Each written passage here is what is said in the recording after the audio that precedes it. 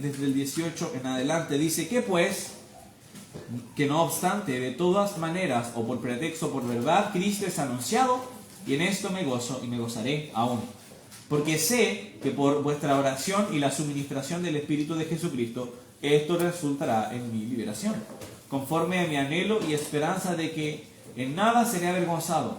Antes bien, con toda confianza, como siempre, ahora también será magnificado Cristo en mi cuerpo, o por vida o por muerte. Porque para mí el vivir es Cristo y el morir es ganancia. Vamos a leer hasta ahí y les voy a pedir que me acompañen orando una vez más. Padre Celestial, acabamos de leer tus escrituras y nos sentimos inmediatamente desafiados por las palabras que Pablo expresaba, que tú nos dejas a través de tu siervo Pablo. Y Señor, qué bueno es poder considerar el servicio a ti y tener nuestras prioridades claras, Señor. Señor, quisiera pedirte de que me ayudes a ser un mensajero claro, que pueda estar predicando lo que tu palabra enseña y que el mensaje pueda ser recibido por los oyentes y pueda ser practicado.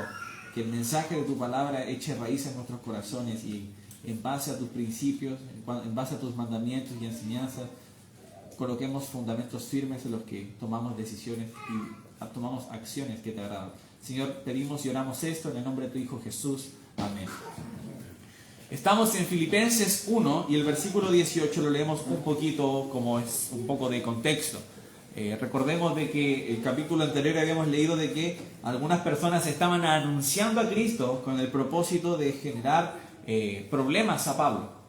Y habíamos leído de que, por ejemplo, en el libro de Gálatas se nos habla de unos judaizantes, unas personas que estaban agregando cosas para la salvación. Si tú eras un gentil, ellos te decían que para ser salvo tenías que creer en Jesús, pero también guardar algunos aspectos de la ley, como por ejemplo la circuncisión. Y es muy posible de que un mismo grupo de judaizantes haya estado estorbando a Pablo donde estaba predicando, muy posiblemente Roma, y buscaban todas las maneras posibles para interponerse a que él pudiera enseñar el mensaje. Y vimos un poco acerca de cómo la tribulación nos va a perseguir, y es una promesa que nosotros tenemos, que si deseamos vivir piadosamente para el Señor vamos a padecer persecución. Ahí no hay ninguna... les decía la semana pasada, creo que fue la semana pasada, que la Biblia puede tener a veces pasajes un poco difíciles y un poco confusos, pero ese pasaje que acabo de citar no lo es. Está diciendo que si nosotros decidimos vivir piadosamente para el Señor, vamos a padecer persecución. Incluso algunas personas estaban enseñando a Cristo para que de manera política Pablo tuviera repercusiones negativas. Entonces, como que la gente dijera, otro más enseñando de Cristo, y cuando vean a Pablo enseñar de Cristo, por haber visto a otras personas que lo estaban enseñando, Pablo iba a sufrir consecuencias aún más graves. Eso es lo que estaba sucediendo y a eso se refería. Pero nosotros notamos algo en la actitud que tenía Pablo. Dice que él, independiente de por qué lo estaban enseñando a Cristo, dice que por pretexto o por verdad, si de verdad ellos estaban anunciando a Cristo porque tenían el deseo de que otros conocieran de él, o si lo estaban haciendo para perjudicar a Pablo, independiente de eso, él se gozaba porque Cristo era anunciado. Imagínate tener ese tipo de mentalidad, que la predicación de Cristo es la fuente de nuestro gozo. Es decir, él vio, a pesar de todas las circunstancias adversas que estaba enfrentando, de que por causa de todo eso Cristo estaba siendo predicado, y dijo, yo me gozo y me gozaré aún más. Debemos nosotros también tener esa actitud del gozo. Yo me preguntaba cuando estaba leyendo estos versículos, en nuestra lista de prioridades y en nuestra lista que afecta a nuestro estado anímico, ¿dónde está la predicación del Evangelio ahí? Pensaba en cosas que a lo mejor nos alegran o nos dan una felicidad momentánea, no un gozo verdadero, sino sentimientos de felicidad. Y puedes enumerar muchas cosas, quizás descansar, pasar tiempo con tus seres queridos, podría ser alguna actividad, algún deporte. Sin duda son cosas que nos traen gozo o felicidad momentánea, o nos traen incluso, y no necesariamente son malas en sí mismas, pero son vacías si dejamos a un lado los propósitos divinos que tenemos los hijos de Dios. Nosotros tenemos cosas mucho más importantes que practicar deportes o pasar tiempo de calidad, si no es la predicación del Evangelio. Cuando las dejamos de lado, hay algo muy malo. Para Pablo era tan importante que era básicamente su gozo estaba en el motivo de que se estaba predicando el Evangelio. Ese es el peso que él le daba. que el nombre de Cristo estuviera siendo pregonado, estaba arriba en su lista de prioridades, más que su bienestar físico, más de que personas estuvieran enseñando de Cristo para perjudicarle. Él decía: Cristo está siendo predicado y eso es suficiente para mí, y también debería hacerlo para nosotros. En el versículo 19 dice: porque sé que por vuestra oración y la suministración del Espíritu de Jesucristo, esto resultará en mi liberación. Entonces, aquí Pablo nos estaba mencionando algo muy importante, y es la oración. En todo el proceso que un cristiano tiene durante su vida, la oración debe ser una compañera fiel, y yo lo puse, nos debe acompañar de manera constante y abundante. Porque a veces puede suceder de que por la misericordia de Dios tú estás en un buen lugar. A lo mejor estás en una buena situación, con un buen trabajo, en una buena iglesia, y la oración empieza a disminuir, porque tu oración está basada en lo que necesitas, y no en una relación y en un deseo de comunicarte con tu Creador, con tu Padre Celestial. Por el contrario, cuando estamos pasándola mal, cuando a lo mejor estamos enfrentando adversidades y dificultades, ahí es donde la oración empieza a aparecer en nosotros como una cuerda para jalar y pedir ayuda. Pero no debería ser así. La oración debería acompañarnos abundantemente, independiente de nuestras circunstancias, porque el motivo con el que nosotros la tenemos no es simplemente para obtener cosas de Dios. No es un genio al que nosotros tocamos su lámpara y le pedimos deseos, sino que es nuestro Padre amado, con el que nosotros debemos tener una relación personal e íntima, y al cual debemos acudir y debemos estar conversando con Él a diario, hablando con Él en la oración y recibiendo y escuchándole a través de la lectura de las Escrituras. Y aquí nos hablan, pero como les mencionaba, de que él pedía por la oración de los filipenses. Dice que y la suministración del Espíritu Santo, de Jesucristo, esto resultará en mi liberación. Yo estaba buscando a qué se refería con liberación. Muy posiblemente se refería a las condiciones en las que estaba. Él estaba encarcelado, y aunque sí tenía ciertas libertades, él sabía, y por eso pedía oración. Le estaba pidiendo de que yo sé que con su oración, más el trabajo del Espíritu Santo, esto iba a poder resultar en que él iba a poder ser libre para poder seguir yendo. Porque aunque este arresto no era tan estricto como otro que enfrenta en el futuro, aún así tenía ciertas limitaciones, tenía ciertos soldados que le estaban acompañando cada cierto tiempo, y aunque sí podía predicar, no eran las condiciones óptimas. Es muy importante que nosotros reconozcamos también la necesidad de oración en nuestras vidas. Yo doy gracias de que en nuestra iglesia nosotros tenemos un culto de media semana donde podemos compartir peticiones de oración, y sería muy sano que nosotros participemos en él. No solo porque la Biblia nos dice que no debemos dejar de congregarnos, y es una práctica muy sana poder estar en todos los cultos de mi iglesia, sino también porque nosotros necesitamos de ese compañerismo y de compartir las oraciones los unos con los otros. Fortalece la relación entre los miembros de la iglesia, y realmente nosotros podemos estar intercediendo los unos por los otros, y eso es algo muy sano espiritualmente, que los hermanos puedan saber por las dificultades que estás pasando, puedas saber cómo el Señor ha provisto en tu vida y las acciones de gracias que tú tienes, y va más allá también de los días miércoles, poder estar en contacto. Por ejemplo, si hay algo que a mí me cuesta mucho, es estar en contacto con la gente. Yo puedo desaparecer de tu vida 6 meses, y no es porque no te quiera, es porque estoy haciendo cosas, pero es muy sano que nosotros podamos estar manteniendo contacto los unos con los otros a diario. Como iglesia nos necesitamos los unos a los otros. Y quizás tú eres como yo, quizás tú eres como de esas personas que no necesitan hablarle a alguien. Pero a veces pasa que las personas que están en tu iglesia no son todos como tú. Ellos sí necesitan de que les hables, de que estés orando por ellos, de que les puedas estar visitando. Entonces es muy sano de que nosotros podamos estar compartiendo estas peticiones de oración. Nosotros vemos que Pablo amaba a los filipenses. Eran realmente muchas personas en comentarios o cosas así colocan como que de verdad tenía un cariño especial por esa iglesia. Y es por eso de que él les encomendaba, y eso se demostraba en cómo él encomendaba y dejaba sus necesidades y peticiones en oración hacia ellos, así como también él mencionaba que los filipenses estaban presentes en sus propias oraciones.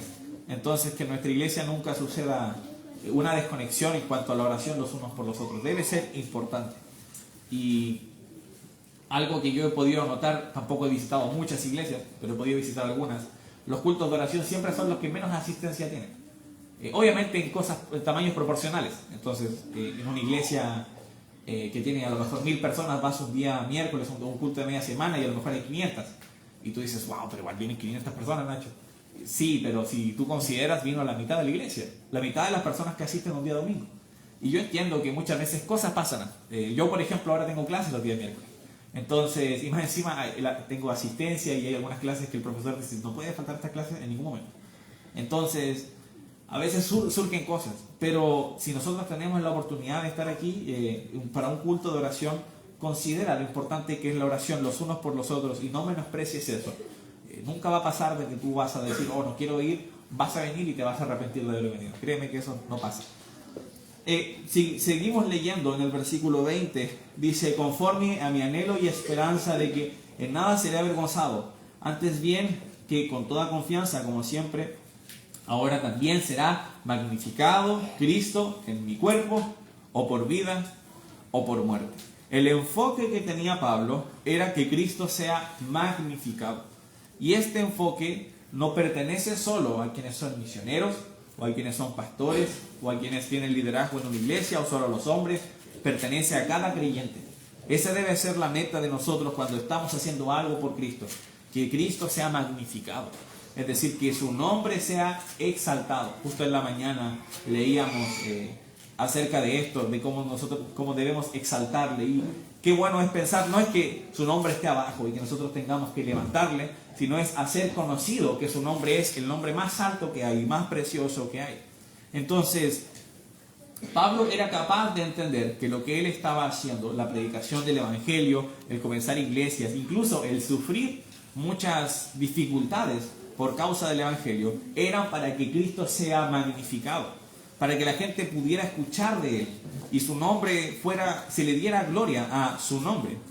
Esta, como les decía, debe ser la ambición de cada hijo de Dios. Y nosotros vemos esto en varias porciones de la Escritura, de creyentes o de personas que estaban sirviendo a Dios y que entendían que quien tenía que llevarse la gloria, quien era el objetivo principal, era que el nombre de Cristo sea excelso, sea exaltado. Acompáñame, por ejemplo, a Juan capítulo 3. Guardando tu lugar en Filipenses, por favor. Juan capítulo 3.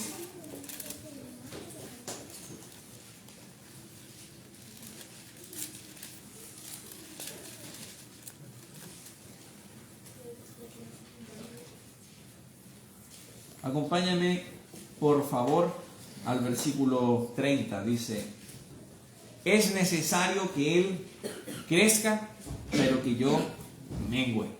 A mí, pues ese es uno de mis versículos favoritos. La verdad es de que, si me preguntas a mí, yo nunca me tatuaría nada. Pero este estaba uno de los versículos que dije, me gustaría tatuarme. Me hizo acordar de un meme que mostró el pastor la otra vez, que decía, un chico le escribía a su mamá, mamá, ¿qué me puedo tatuar? Y le decía, si te tatúas algo, tiene que ser algo importante. Y él se tatuaba el mensaje de la mamá, si te tatúas algo, tiene que ser algo importante. Pensaba en eso. Pero qué buen lema para la vida cristiana, que Jesús crezca y que yo mengüe. Y me hace pensar en lo que nosotros vemos en las noches. Yo, la verdad, nunca he sido muy conocedor de las estrellas. Pero recuerdo ver en los calendarios cuando aparecían las lunas y aparecía una que decía luna menguante. Entonces, cuando yo leí este versículo, inmediatamente lo entendí. Menguar quizás no es una palabra muy común en nuestro lenguaje. Yo no sé si alguien dice, como, uy, estamos menguando de sal en la casa. No se ocupa mucho. Pero sí se entiende que se refiere a disminuir, de crecer. Y Juan el Bautista entendía esto. Y quiero que nos coloquemos también un poquito en el peso que tenían las palabras de Juan el Bautista. Juan el Bautista había estado enseñando, él estaba siendo conocido, la gente, por eso le había puesto el nombre de Juan el Sumergedor. Él estaba enseñando acerca del arrepentimiento, la gente estaba creyendo y estaba siendo bautizada. Y llega Jesús y él entiende quién es ese Jesús. Entiende que no es otro nuevo maestro, entiende que él es el Salvador, a quien él estaba básicamente preparándole el terreno. Y quizás en nuestra mente humana, cuando llega una circunstancia en la que nosotros debemos darle el paso a Jesús, no es tan fácil, porque todo lo que hemos logrado, todo el mérito que hemos alcanzado, todo el trabajo que hemos hecho para el Señor, para que Cristo se lleve la gloria? Cuando nosotros no entendemos quién es Jesús, es difícil entonces poder otorgarle la gloria a Él, porque yo lo hice. No es que, aquí no vemos que Juan el Bautista diga, no, yo soy el que los bautizó, yo soy el que estuvo enseñando, yo soy el que hizo un voto para estar en el desierto y comer cierto tipo de comidas y que nadie tocara mi pelo y vestir con cierto tipo de ropa. Entonces yo hice el sacrificio. ¿Por qué Jesús se tiene que llevar la gloria? Pero es cuando entiendes quién es Jesús, cuando entiendes lo que Él ha hecho por nosotros y cuando entiendes cuál es su nombre y la alabanza que ese nombre merece. Entonces puedes decir como Juan el Bautista, no, es necesario que Él crezca, pero que yo mengue. Cuando Jesús pidió ser bautizado, Él incluso decía, no, yo no soy digno, tú deberías bautizarme a mí. Él entendía con quién estaba hablando. Y cuando tienes esa comprensión de quién es Jesús y de lo excelso que es su nombre, tú vas a querer que su nombre sea magnificado. Acompáñame a Lucas, por favor. Lucas capítulo 1. Lucas capítulo 1. El versículo, Lucas 1, el versículo 46.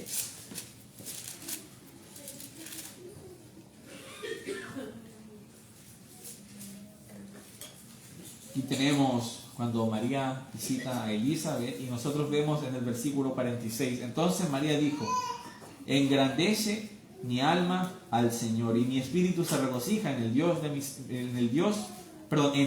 mi Salvador. Algo que a mí siempre me ha gustado, si alguna vez te hacen preguntas acerca de María.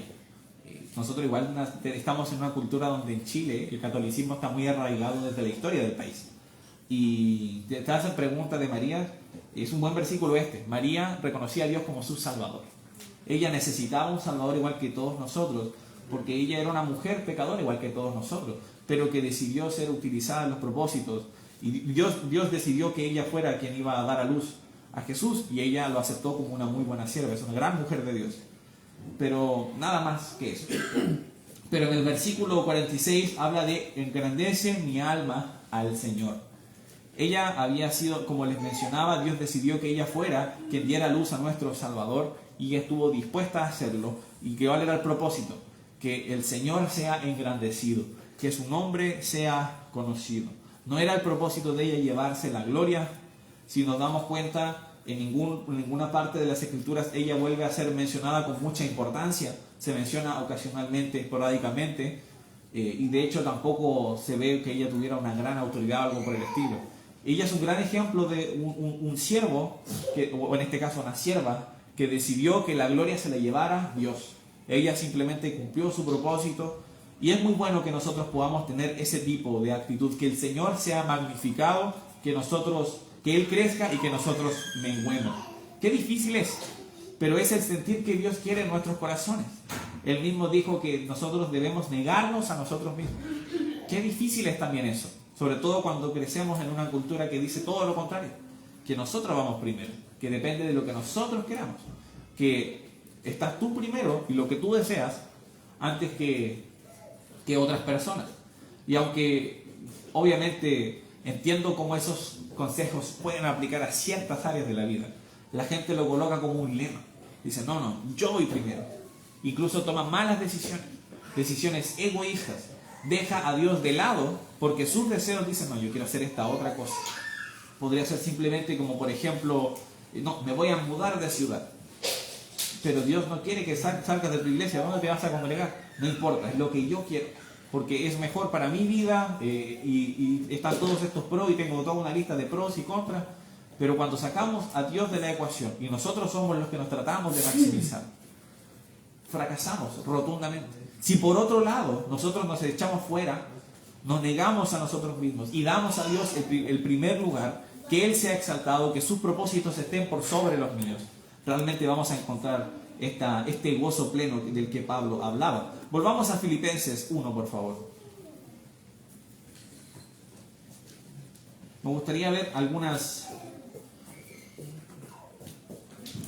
cosas que se mencionan en el versículo 20 que habíamos leído. Dice que sea magnificado Cristo en mi cuerpo. Qué importante es de que esta acción de que el nombre de Cristo sea exaltado, lo hagamos con cada pedacito de nuestro ser. Que todo nuestro ser, espíritu, alma y cuerpo, tenga el deseo de que Jesús sea exaltado. Para Pablo, por ejemplo, el cuerpo no era una excepción. No sé si alguna vez tú te habías hecho esa pregunta: ¿cómo puedo yo exaltar y adorar a Dios con mi cuerpo? Porque a Dios le preocupa también las cosas que hacemos con nuestro cuerpo. Acompáñenme a 1 Corintios 6, por favor. 1 Corintios 6, vamos a leer el versículo 19, por favor.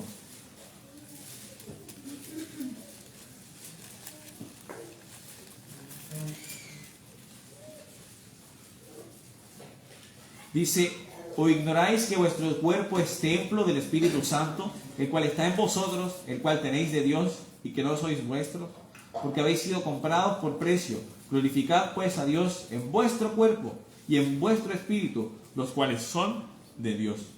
Cuando una persona toma la decisión de creer en Jesús y en el mensaje de la salvación, confiar en Él y en el sacrificio que Él hizo, esa persona ahora es una nueva criatura. ¿Y sabes qué? Ha sido comprada por un precio: la sangre de Jesús. Recuerdo escuchar a un predicador decir que la salvación, nosotros no pagamos, la salvación es un regalo. Esa era la frase, no la tenía anotada, pero ahora la quería mencionar. La salvación es un regalo, pero no salió gratuita. Y eso me gusta pensar en eso. Que la salvación sea un regalo no quiere decir que no se pagó ningún precio. Todo lo contrario, el precio que se pagó fue el precio más grande que se podría haber pagado: la sangre preciosa y sin pecado de Jesús. Ese fue el precio que se pagó por nuestra salvación.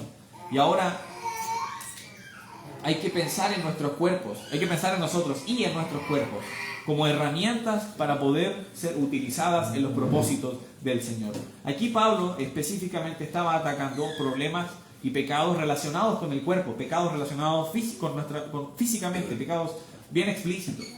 Y es muy importante de que nosotros no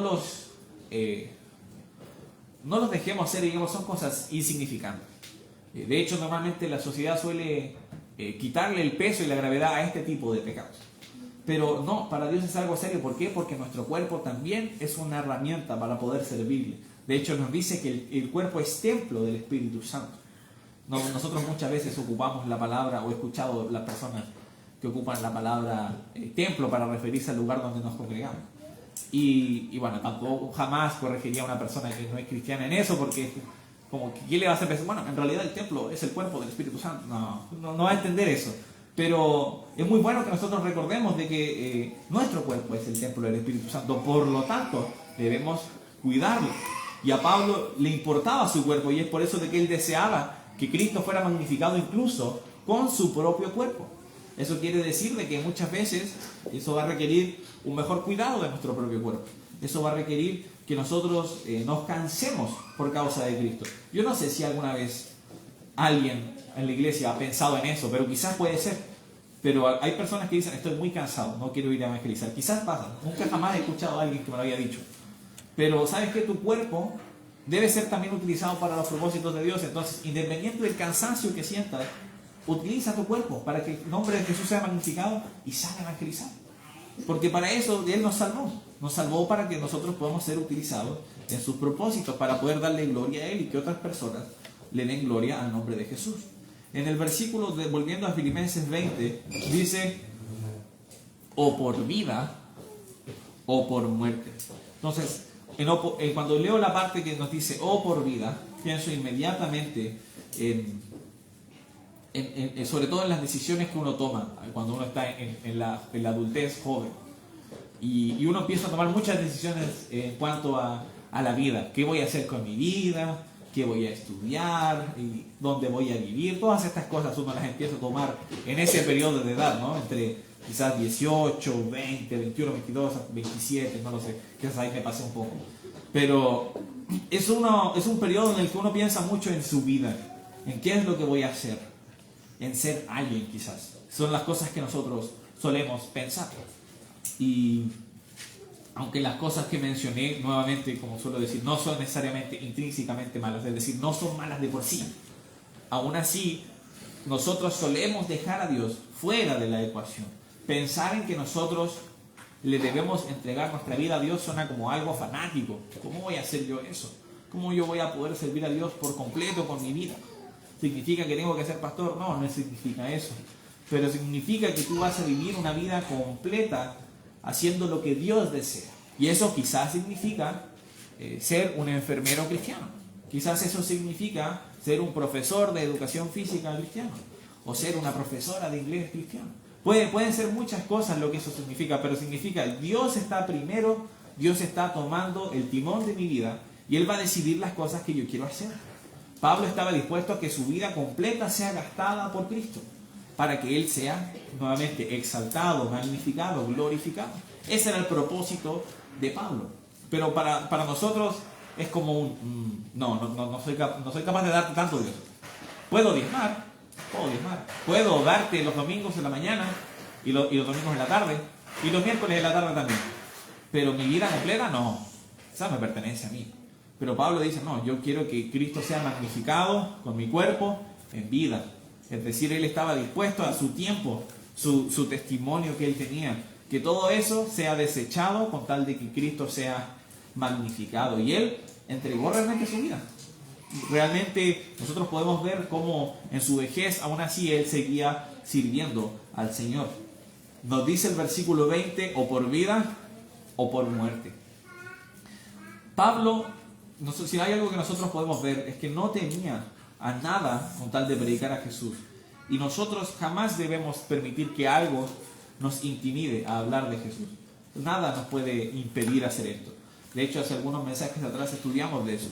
Y como el Señor no nos dio un espíritu de cobardía. Nosotros no debemos en ningún momento temer ni avergonzarnos de predicar el Evangelio.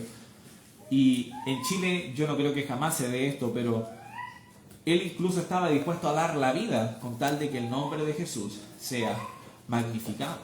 Pero algo que nos da tranquilidad es de que, independiente de todas las trampas, las artimañas que pueda hacer el enemigo y todas las personas que deseen hacerte oposición, si tú has tomado la decisión de creer en Jesús, jamás van a tener la capacidad de tocar tu eternidad. No va a haber nada que te pueda separar del amor de Dios. Y eso realmente te da una valentía que desde otro lado no podría salir. Te da el coraje para predicar el Evangelio en lugares y circunstancias que jamás en otros momentos de tu vida habrías pensado hacerlo. Quizás salir un sábado te parece algo loco, dices, ojo, qué vergüenza, y si más encima toco y sale un compañero de trabajo, ¿y quién me va a decir? El fanático, me van a molestar el siguiente lunes, ¿cómo va a ser? Pero cuando luego piensas de que todo lo que pase, todo lo malo, el peor escenario que se te pueda ocurrir, aún así tú sigues manteniendo tu eternidad, sigues pudiendo disfrutar una relación con Dios, da lo mismo. Acompáñame a 1 Corintios capítulo 15. 1 Corintios 15, por favor.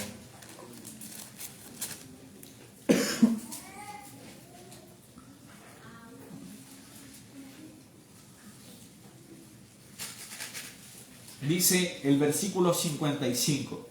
¿Dónde está, oh muerte, tu aguijón?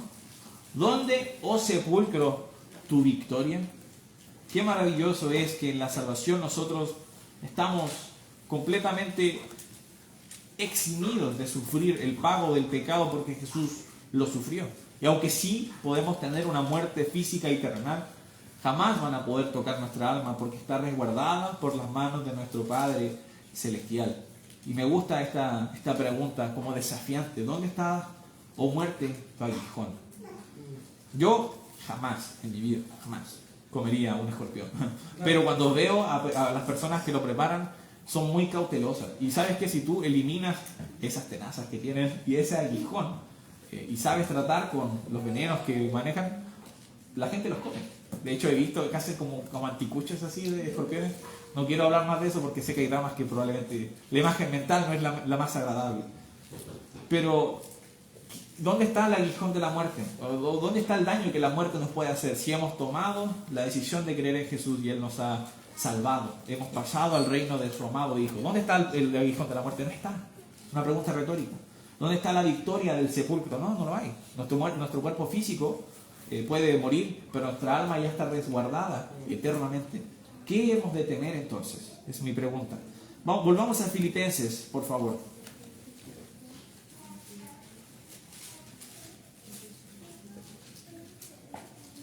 El versículo 21 dice, porque para mí el vivir es Cristo y el morir es ganancia.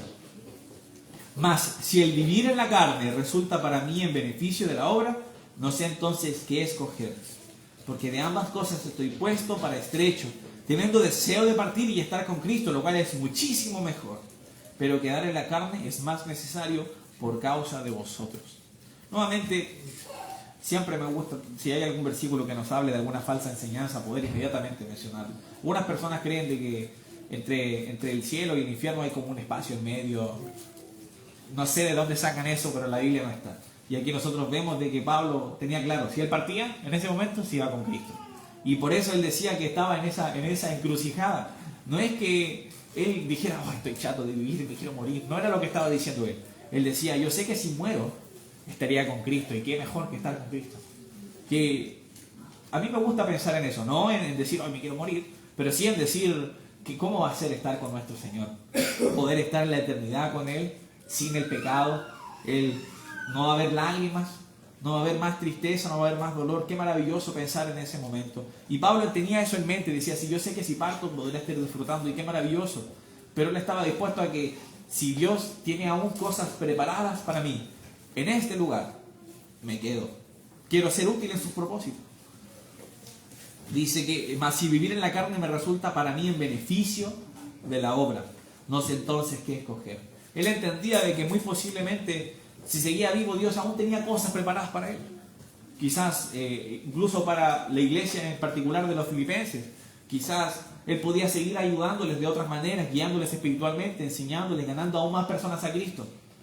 Y el versículo 24 dice, pero quedar en la carne me es necesario por causa de vosotros. Entonces él entendía, Dios quiere que yo aún me quede y les ayude y les enseñe y les esté instruyendo, exhortando, reprendiendo. Qué importante es que nosotros entendamos esto. Y yo no sé qué pasará en los corazones de cada uno de ustedes. Yo sé que muchos de nosotros en algunos momentos podemos atravesar lugares y momentos muy oscuros, pero Dios tiene cosas preparadas para sus hijos. Así que nunca pienses en tirar la toalla, porque Dios puede utilizarte, como también utilizó a Pablo.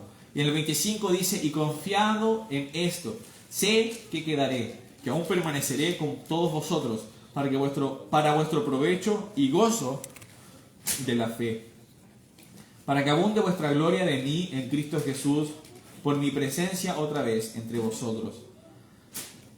Qué importante es que el servicio a Dios entre los hermanos y en la iglesia no solo nos trae un beneficio espiritual e intelectual, quizás, como que, ahora que estoy sirviendo aquí hemos aprendido mucho de la Biblia, y no simplemente se trata de eso, nos trae un gozo. Pablo menciona en el versículo 25, dice, para vuestro provecho y gozo de la fe. Qué bueno es poder tener personas en la iglesia, como el pastor y otros varones líderes, que nos animan a seguir sirviendo, a seguir participando, que nos enseñan, que nos reprenden, que cuando vemos que estamos haciendo algo mal, nos dan un zape así, y dice, ¿qué estás haciendo, hermano? ¿Qué estás haciendo, hermana? Eso no se hace. Que cuando nos equivocamos, están ahí para darnos la mano, que cuando estamos tristes, están ahí para consolarnos. No solo se trata de un conocimiento intelectual de que, oye, eso está mal y ahora está bien y ahora lo sé. No. Sino que hay gozo en eso, hay alegría y hay felicidad en una iglesia donde las personas están sirviéndose los unos a los otros. Y el versículo 26 decía, para que abunde vuestra gloria de mí en Cristo Jesús, por mi presencia otra vez entre vosotros. El deseo de Pablo era estar con ellos y que todo el trabajo que estaba haciendo fuera para la gloria de Jesús. Que esos frutos que iba a haber en ellos y el trabajo y el tiempo que él estaba invirtiendo pudiera ser útil y que Cristo pudiera ser glorificado por eso también.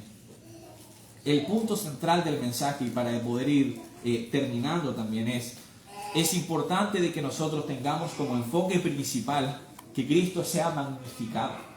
Quiero que tú observes en tu vida las cosas que tú haces a diario. Y yo ahora estoy imaginando, iba a decirlo en inglés, es picturing. Perdón. Como soy bilingüe, hermanos, lo siento mucho. Perdón, pero de verdad lo pensé en inglés y qué vergüenza. Estoy imaginando las cosas que hago a diario, desde que me levanto hasta que me acuesto. Y pienso, estoy consciente de que quiero que Cristo sea magnificado. Incluso piensa cuando estábamos cantando la música, qué fácil es estar cantando en la iglesia los himnos, que si te pasa como a mí, muchas veces los sabes de memoria, los conoces y los has cantado todas estas veces. Y por eso igual me gusta aprender algunos himnos nuevos, para que nosotros podamos ver la letra, y aprender algo nuevo siempre es divertido. Pero quizás te puede pasar de que la rutina te va a hacer olvidar, estás en la iglesia cantando, y en vez de hacerlo porque quieres que el nombre de Cristo sea magnificado, que con tu voz y con la iglesia en conjunto podamos dar gloria a Dios, estás pensando en otras cosas. Que cuando nosotros estamos haciendo trámites en el centro, cuando estamos cocinando en la casa, cuando estamos organizándonos para la semana, el día domingo en la noche, estamos haciendo todas estas cosas y Cristo no está en la imagen. Cristo no está al levantarnos durante los días lunes, a lo mejor. Si eres como yo, probablemente tienes un problema con el celular. Muchas veces, ¿qué haces al despertarte? Yo debería tomar mi Biblia, pero confieso que a veces lo primero que hago es ver mi celular. Me llegó un mensaje o algo así, como si fuera tan importante. Pero no está Cristo en el centro. Pero en la vida de Pablo, Cristo era todo. Es decir, para mí el vivir es Cristo. Nosotros muchas veces no podríamos decir eso. Probablemente diríamos, para mí el vivir es la universidad, para mí el vivir es el trabajo, para mí el vivir es mi pareja o mi esposo, para mí el vivir es esto y esto otro. Y aunque nuevamente son aspectos de la vida sin duda importantes, para Pablo el vivir era Cristo. Es decir, él entendía, no, todo mi ser tiene que ser enfocado en que Él sea magnificado. Y yo debo ser disminuido, yo debo menguar.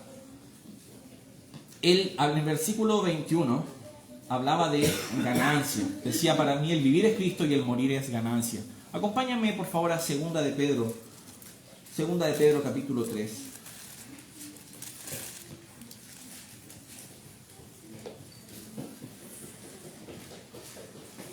En cuanto a la ganancia, no solo ya de estar con Cristo, sino al fruto que Él quería obtener con los creyentes.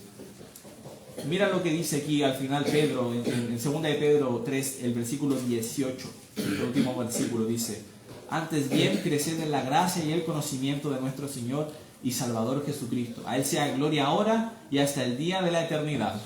Amén. Para Pablo era importante de que estos creyentes pudieran crecer en la gracia y el conocimiento del Señor Jesús. Eso es algo muy bueno que podemos tener en mente. Cuando yo estoy participando en la iglesia, realmente me estoy enfocando en esto. Yo quiero aprender en quién es Jesús, en conocer quién era Él y lo que Él enseñaba, en su carácter y en cómo puedo imitarle, en cosas que debo cambiar, o nuevamente todo es mecánico, estoy pensando en otras cosas. Que Cristo sea mi vida también significa que yo quiero andar como Él y que yo quiero tomar su mano y aprender de sus pisadas, imitarle a Él. Pero muchas veces no tomamos ese tipo de decisiones. Actuamos de nuevo de manera automática, con el piloto automático, pero no estamos realmente considerando nuestros corazones, que Dios sea magnificado y que Cristo sea el centro de nuestras vidas. Qué relevante que esto sea así, que la relación con Dios no sea simplemente, yo siempre lo entiendo así, como un aspecto más de nuestro currículum, como que si hay un currículum de todo lo que tú eres, hay una lista de cosas y puedes decir esposo, podrías decir padre, hijo, tu carrera, toda tu experiencia, cristiano también. No es así de secundario nuestra relación con Dios, debería ser el centro de nuestra vida. Que realmente la gente, antes de cualquier cosa, pueda vernos y decir, no, él realmente, su vida es Cristo. Tú lo puedes ver, su vida es Cristo. ¿Cuántas de nuestras acciones en nuestra semana realmente reflejan eso? Es algo que es lo que podemos reflexionar y es lo que podemos trabajar sin duda. Les voy a pedir que me acompañen orando y con eso vamos a terminar